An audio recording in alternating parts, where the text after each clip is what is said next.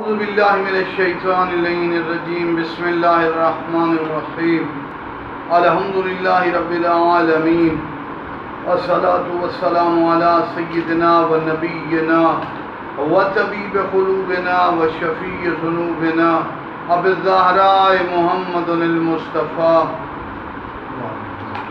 وعلی اہل بیتہ الطیبین الطاہرین المعصومین اللہ سیما امامنا المنتظر والحجت الثانی عشر روحی وارواح العالمین لتراب مقدمہ الفدا اما بعد فقد قال اللہ تبارک و تعالی فی کلامہ المجید وفرقانہ الحمید بسم اللہ الرحمن الرحیم یا ایھا الذین آمنوا اتقوا اللہ وکونوا مع الصادقین۔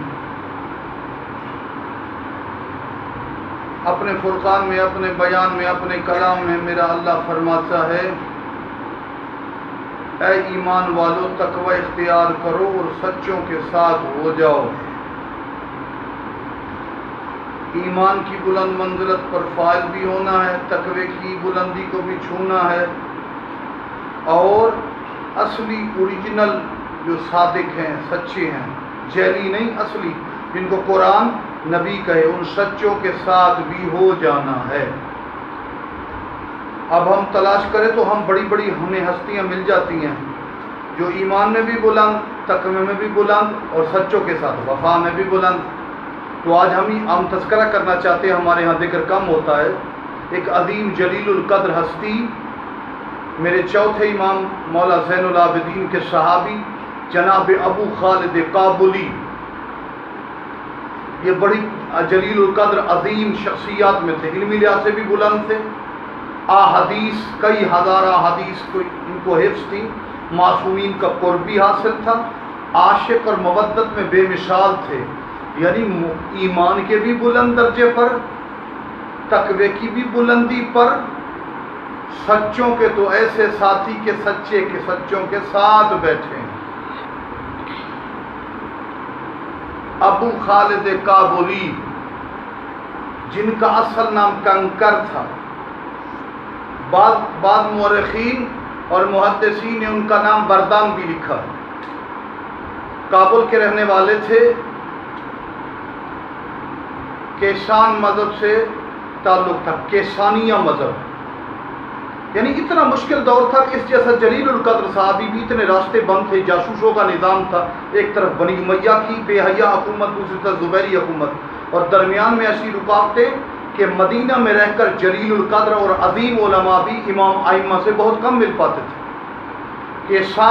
کیسانیہ مذہب منسوب کیا گیا جناب مختار سے اور جناب محمد بن حنفیہ سے، حالانکہ جناب محمد بن حنفیہ اور جناب مختار کئی لوگوں سے کوئی تعلق نہیں تھا، کچھ جذباتی نوجوان محمد بن حنفیہ اور جناب مختار کی طرف راغب ہوئے، حتیٰ کہ ان کے مقام میں غلو کیا اور انہیں پتہ نہیں کیا کچھ کہا، جس میں جناب محمد بن حنفیہ کا بھی، اگر تاریخ کو ڈیٹیل سے پڑھنے کی سیر حاصل، کوئی تفصیل سے تاریخ پڑھے، ایسے نہیں بھاگ کے پڑھ جائے، اسے پتہ چل جائے گا کہ محمد بن حنفیہ بھی ان لوگوں سے مبرہ اور منزہ تھے جنہوں نے ایک علیحدہ سسٹم بنانے کی، جن کو کیسانیہ مذہب کہا جاتا تھا۔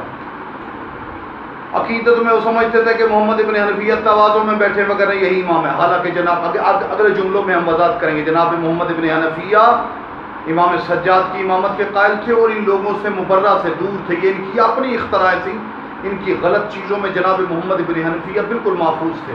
جناب محمد بن حنفیہ تو ویسے ہی محفوظ خطا عظیم ہستیوں میں تھے، عصمت صغریٰ پر فائز تھے، جیسے کہ ان کے بابا پاک مولا علی نے فرمایا کہ میرا یہ بیٹا گناہ نہیں کرتا۔ اب میں عرض کر رہا ہوں جناب ابو خالد کابلی، جو روایات میں ثقہ نہیں، حسن نہیں، صحیح تھے۔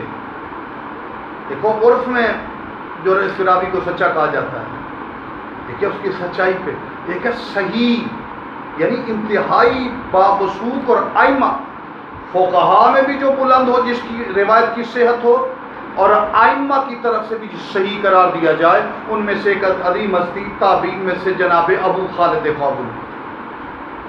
میں نے عرض کیا ان کا قصور نہیں تھا بالکل، کہ کیسان مذہب سے متعلق ہوئے تو ایسے حالات اور ایسی بند گلیاں اور ایسا بند ماحول تھا، ان کو سمجھ نہیں آ رہی تھی، ماحول بند کیا، ورنہ ان کا یہ عظیم ظرف کے مالک تھے. جیسا کہ پھر انہوں نے امام سجاد کے پاس آ کر ایمان کی بلندی اور معراج کو چھوا، اور ان کو تاریخ نے عظیم اور جلیل القدر صحابہ میں شمار کیا. جناب ابو خالد کابلی ایک دفعہ کا واقعہ ہے، اور کسان کی ایک اور وجہ بھی بیان کرنا چاہتا ہوں. چونکہ جناب مختار بہت ذہین تھے، جیسے آج بھی کچھ ذہین لوگ پیشن گوئی کرتے ہیں تو ہو جاتی ہیں. جناب مختار چونکہ اتنے بڑے ذہین تھے، جیسا کہ مولا علی نے بھی اپنی گود میں بٹھا کر انہیں فرمایا کہ تو بڑا پیار کر کے سر پہ، تو مختار تو بڑا ہوشیار ہے، تو بڑا سمجھدار ہے. اسی وجہ سے ان کو سخت تیز ذہانت کی وجہ سے کیسان لوگ کہتے تھے. اس پر پھر کچھ جذباتی لوگ ان میں مبالغہ کر کے محمد ابن حنفیہ اور مختار کو بڑھا گئے، جس میں ان دونوں ہستیوں کا کوئی قصور نہیں تھا، بلکہ یہ ڈانٹتے تھے، ان کو سخت کہتے تھے، منع کرتے تھے. جیسا کہ اس واقعے میں محمد ابن حنفیہ کے پاس کھڑے ہیں، ان کی امامت کے قائل ہیں. ان کو شک پڑا کہ محمد ابن حنفیہ امام ہیں، تو قریب جا کے کہتے ہیں میرے آقا محمد ابن حنفیہ کیا آپ امام حق کے؟ فرمایا نہیں، قطعاً میں امام نہیں ہوں. اور وہ جو واقعہ ہے کہ حجر اسود نے سلام کیا، محمد ابن حنفیہ جان بوجھ کر اپنے بیٹے کو لے کر گئے تاکہ کھلے عام لوگ تو کہیں گے تواضع میں امامت کا، کھلے عام جب حجر اسود سجاد کو سلام کرے گا، یہ امامت پر تصدیق مہر تصدیق ثبت ہوگی، اور مجمع میں پتہ چلے گا حقیقی معنوں میں سجاد امام ہے، میں سجاد کا غلام ہوں، نائب ہوں. جناب محمد ابن حنفیہ نے کہا کہ میں نہیں تمہارا امام، مولا سجاد ہے. کیونکہ شک پڑا تھا کہ یہ تو نہیں ہے. پھر آئے تو میرے مولا سجاد نے دیکھتے ہی کہا مرحباً بک یا کنکر، خوش آمدید اے کنکر. پہلے تو تم ہمارے پاس نہیں آیا کرتے تھے. جب یہ سنت تھا کہ جناب ابو خالد کابلی جن کا نام کنکر تھا اصلی، سجدے میں سر رکھ کے کہا میرا اللہ تیرا احسان ہے کہ مجھے وقت کے امام کی معرفت عطا. اتنا عجیب اور مشکل دور تھا کہ بڑے بڑے عظیم صحابہ کے لیے بھی امامت تک پہنچنا مشکل تھا، ایسے راستے بند تھے. تو آج ہمارے لوگ کہتے ہیں کہ بالکل پیک انداز میں آسان تاریخ ہمارے سامنے آ جائے. آپ کو کیا پتا کہ شیعہ تاریخ کتنے مشکل مرحلوں سے آئی. لہذا تاریخ میں بڑے احتیاط سے پھونک پھونک کر قدم رکھیں اور شخصیات کی قدر کریں، ان کی مشکلات، ان کے تقیہ اور ان کے حالات کو مد نظر رکھیں. کہا تجھے کیسے پتہ چلا میں تیرا امام حق ہوں؟ کہا ایک تو محمد ابن حنفیہ آقا نے آپ کی گواہی دی، دوسرا آپ نے مجھے اس نام سے پکارا جس نام سے یا میرے والدین کو علم تھا یا میرا خدا جانتا تھا. آپ نے دہرایا آپ کا یہ علم اور غیب والی کیفیت بتلانا اس بات کی دلیل ہے کہ میرا مولا سجاد تو ہی مقدس حجت ہے، تیرے علم کا کوئی جواب نہیں.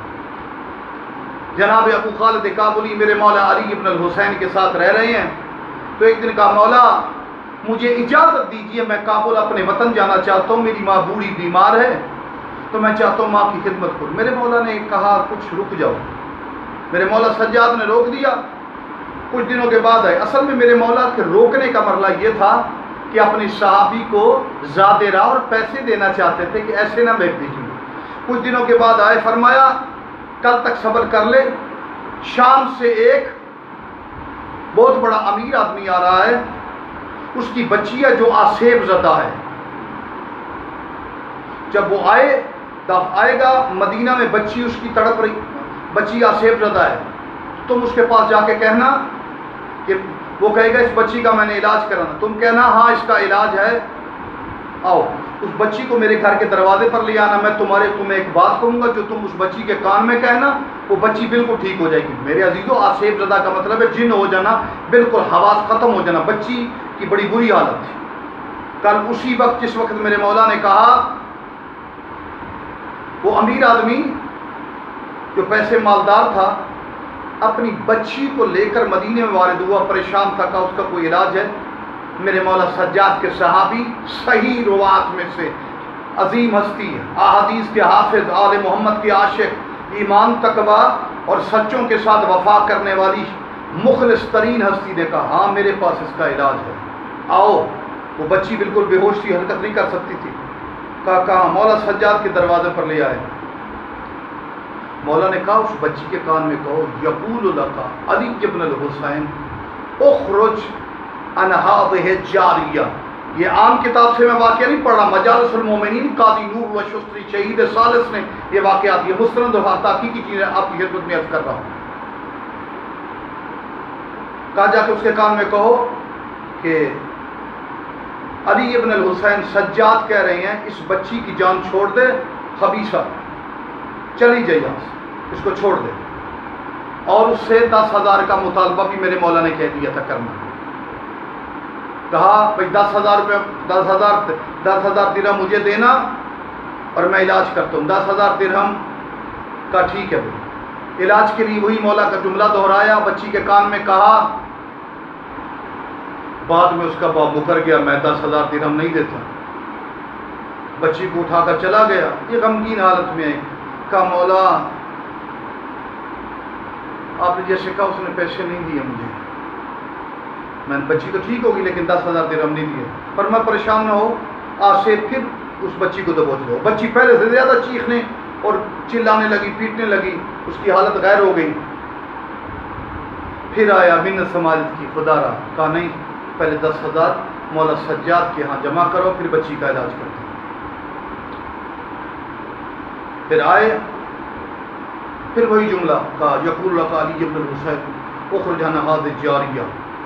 مولا سجاد نے کہا کہ اس بچی کے کان میں جناب ابو خالد قابری نے وہی جملہ دہرایا کہ مولا سجاد کہہ رہے ہیں اس بچی کے چھوڑ دے جان، اس کو نکل جا ورنہ میں تجھے جہنم کی آگ میں جلا دوں گا۔ اب قہر الہی بنا ہے، اب حسین کا قہر الہی کا مظہر بنا ہے مولا حسین کا بیٹا کہ اگر چاہے اس وقت مدینہ میں ایک شخص کو شفا ہو جائے، چاہے تو جہنم کی نوید مدینہ میں وعدہ خلاف اور سرکش کو دے دیں۔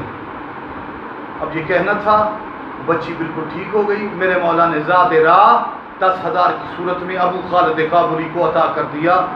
تو میرے عزیزوں ابو خالد کابلی وہ پیسے کو لے کر اپنے علاقے کابل افغانستان کی طرف چلے گئے۔ تو یہی وہ عظیم ہستیاں ہیں۔ آج بھی میں کہنا چاہتا ہوں کہ جو محمد کے گھرانے سے وفا کرے، ان کی اولاد سے کی محمد سے وفا تو نے تو ہم تیرے ہیں، یہ جہاں چیز ہے کیا لوح و قلم تیرے ہیں۔ قربت کا طبی اثر ہے جب خلوص سے محمد و آل محمد سے محبت ہو، خالی ساتھ بیٹھنا نہیں، عقیدت المحبت میں جیسا کہیں ویسا کرے۔ ان کی محبت ہو تو ایمان ہے، ان کی محبت کے بغیر ابو خالد کابلی کے علاوہ اور بھی تو مدینے میں لوگ رہتے۔ کابل سے رہنے والا سجاد کے تقرب کی وجہ سے جلیل القدر صحابی بنا، تاریخ کے سینے پر آج بھی ان کا نام محفوظ ہے، اور جنہوں نے وفا نہیں کی تاریخ میں مٹ کے برباد ہو گئے۔ مالک ذوالجلال امام سجاد کا صدقہ ہمیں محبت اہل بیت پر ثابت قدم فرمائے، اور اس کرونا کے ماحول میں سرکار حجت دورہ امام زمانہ کے ذکر سے ہمیں ہمارے معاشروں کو محفوظ فرمائے۔ پھر ہم وہ امام کا تبصر پڑھ لیتے ہیں۔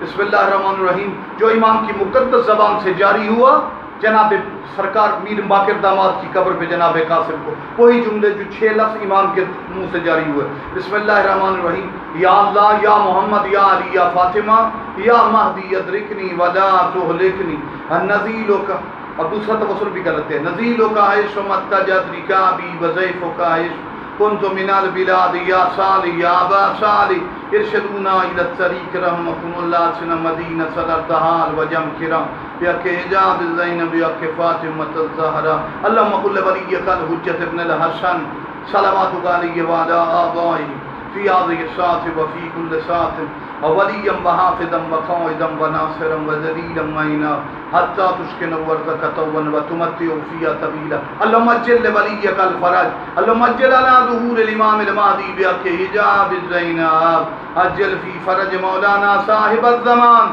بیاک فاطمۃ الزہرا بیاک غریب کربلا حسین اللهم صل علی محمد وعلی محمد وجل فرجهم وساحل مخرجهم۔